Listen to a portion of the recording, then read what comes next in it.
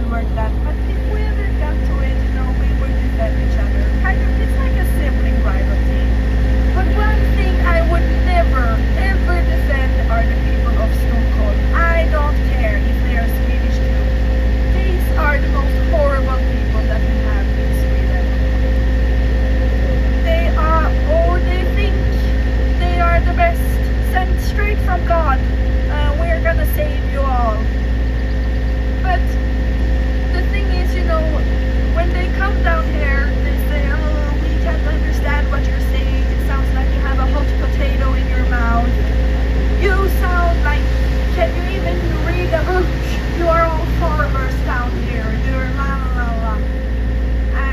And I always tell the guys, because if it's one way to insult an insecure Stockholm guy is telling them, I can't even hear if you are straight or not when you're using that accent.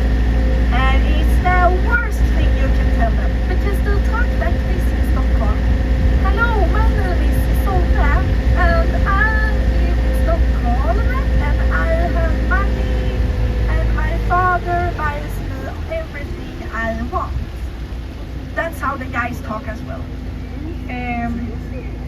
So they're not really welcome here. But Malmö, that we are in right now, we're also called the city of